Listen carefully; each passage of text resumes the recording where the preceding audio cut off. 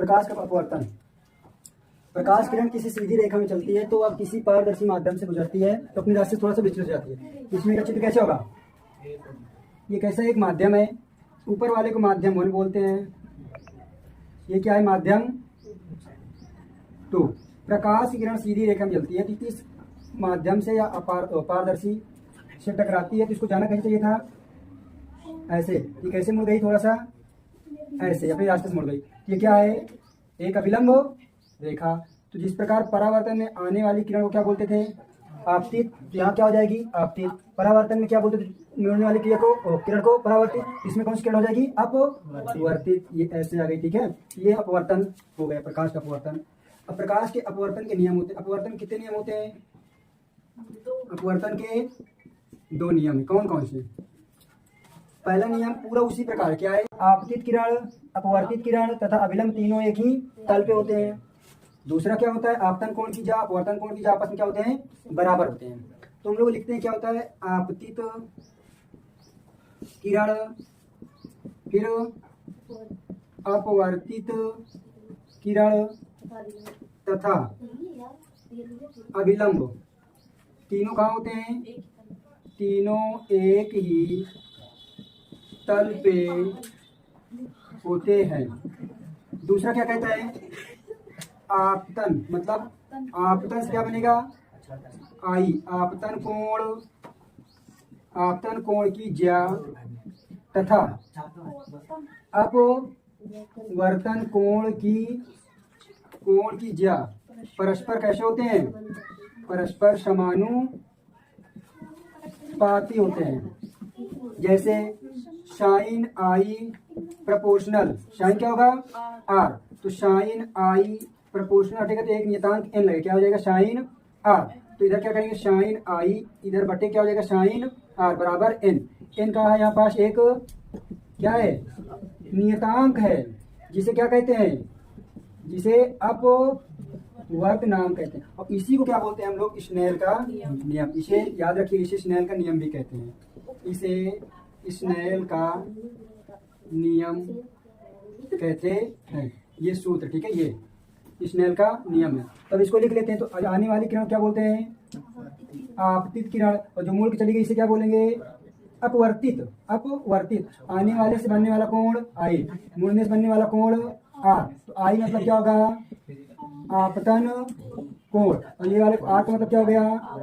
अपवर्तन कोण। और ये क्या होगा? अभिलंब। अपवर्तन का नियम और परावर्तन के नियम से एक आएगा पक्का पेपर में। तो प्रकाश किरण किसी सीधी रेखा में चलती है तो अपारदर्शी माध्यम से गुजरती है तो थोड़ा सा विचलित हो जाती है। प्रकाश का अपवर्तन कहते हैं। अपवर्तन कितने नियम? 2। आपतित किरण, अपवर्तित किरण तथा अभिलंब तीनों कहाँ होते हैं? एक ही तल पे होते हैं। आपतन कोण की ज्या तथा अपवर्तन कोण की ज्या परस्पर समानुपाती होते हैं। ज्या मतलब क्या होता है? ज्या मतलब साइन। ज्या मतलब साइन। और कोज्या मतलब क्या होता है? कोज्या मतलब होता है कॉस। स्पर्श मतलब tan। इस प्रकार 6 बिंदु होते हैं, ठीक है। तो यही पास लिखा है, हो गया, याद रखना। 5 सेंटीमीटर लंबाई की एक वस्तु को 20 सेंटीमीटर फोकस दूरी के एक उत्तल लेंस के केंद्र से 30 सेंटीमीटर दूर पर रखा जाता है। प्रतिबिंब की स्थिति ज्ञात कीजिए। तो प्रतिबिंब की स्थिति ज्ञात करने के लिए क्या बोला इसने? 5 सेंटीमीटर वस्तु की लंबाई है। तो वस्तु की लंबाई किससे प्रदर्शित करते हैं? वस्तु की लंबाई किससे प्रदर्शित करते हैं? ओ से। वस्तु की लंबाई कितनी है? 5 सेंटीमीटर। फिर बोला वस्तु को 20 सेंटीमीटर फोकस दूरी। तो वस्तु की फोकस दूरी कितनी हो गई? वस्तु की फोकस दूरी किससे प्रदर्शित करते हैं? एफ से। 20 सेंटीमीटर एक उत्तल लेंस के केंद्र से 30 सेंटीमीटर दूर रखा जाता है। मतलब किसे रखा जाता है? वस्तु को। तो वस्तु की दूरी कितनी हो गई? वस्तु की दूरी कितना हो गया? 30 सेंटीमीटर। तो हमें किसको निकालना है? प्रतिबिंब की स्थिति, मतलब प्रतिबिंब की दूरी निकालना है। प्रतिबिंब की दूरी क्या करना है? v निकालना है। तो सबसे पहले हमें यहाँ पास ये देखना होगा कि कौन सा लेंस है या कौन सा दर्पण है। तो कौन सा दर्पण है? उत्तल दर्पण। तो हमें पता है उत्तल दर्पण में सब कुछ प्लस में होता है, केवल क्या होता है? सॉरी, उत्तल लेंस में सब कुछ प्लस में होता है, केवल वस्तु की दूरी किसमें होती है? माइनस में होती है। तो लेंस के लिए फार्मूला क्या होता है? लेंस के लिए फोकस दूरी का फार्मूला होता है 1/f बराबर 1/v माइनस 1/u। तो 1/f का मान कितना दिया है? 20 बराबर 1/v निकालना, माइनस 1/u, u का मान कितना दिया -30, तो 1/20, इधर माइनस को माइनस गुणा करके क्या हो जाएगा प्लस, जब माइनस माइनस का प्लस हो जाएगा इसको उठा के इधर लाएंगे फिर कितना हो जाएगा माइनस में, तो 1/v। अब 30-20 का लासा लेंगे कितना हो जाएगा, 30-20 का लासा कितना होता है 60, तो 20 तिहाई 60 माइनस 30 गुना का 60 बराबर 1/v। उसके बाद 3 में से 2 गए 1, 3 में से 2 गए 1/60 बराबर 1/v का नाम v और 60 का नाम, तो प्रतिबिंब की दूरी कितनी आ गई 60 सेंटीमीटर।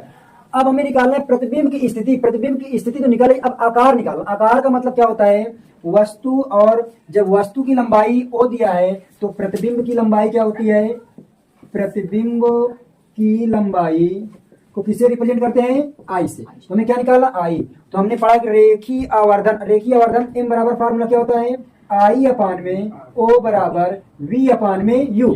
अगर दर्पण होता तो यहाँ क्या लग जाता माइनस, और ये क्या है लेंस, तो क्या रहेगा ये प्लस में रहेगा, तो I का मान निकालना है, O का मान कितना दिया है 5, V का मान कितना आया है 60, U का मान कितना है माइनस के साथ 30, तो देखो 0 0 3 का नाम 3 गुना का 6, तो I/5 2/-1, 1 का गुणा करेंगे तो I हो जाएगा, माइनस उधर पड़ा रहने दें, तो क्या I बराबर वस्तु की लंबाई कितनी आ गई 10 सेंटीमीटर, अर्थात वस्तु की लंबाई 5, तो प्रतिबिंब की लंबाई क्या आ गया माइनस, प्रतिबिंब की लंबाई कितना आएगा -10 सेंटीमीटर। ये क्वेश्चन है, आ नहीं रहा तुम लोग क्वेश्चन वाला। देखो एक अवतल लेंस की फोकस दूरी, तो बिंब मतलब अवतल लेंस की फोकस दूरी 15 सेंटीमीटर है, तो मतलब f बराबर क्या हो गया 15।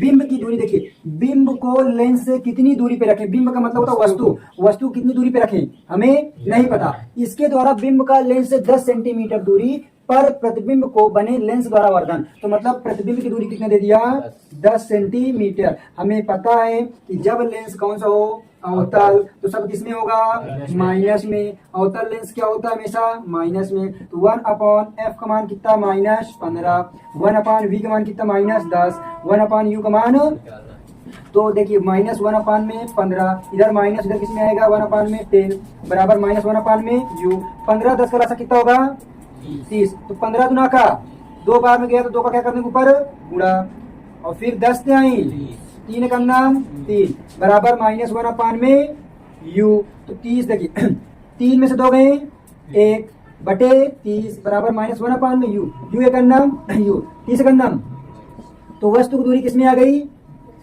माइनस में, क्योंकि अवतल लेंस है। जब अवतल लेंस है तो हमें क्या पूछा आवर्धन, तो आवर्धन बराबर फार्मूला क्या होता है, आवर्धन m बराबर क्या होता है v/u, आवर्धन v/u बराबर I/में हो, तो I तो दिया नहीं है, तो v का मान कितना दिया है -10, u का मान कितना है -30, माइनस माइनस 0 0 1/, जब भाग करेंगे कितना आ जाएगा 0.33 डॉट डॉट डॉट सेंटीमीटर, आवर्धन हो गया। यहाँ ए भी कर सकते हो, देखिए ये धनात्मक है ना, तो धनात्मक होगा तो प्रतिबिंब कैसा होगा, क्या होगा आभासी, जब आभासी होगा तो कैसा होगा सीधा, ये भी याद रखना ठीक है, जब धनात्मक आए तो प्रतिबिंब आभासी और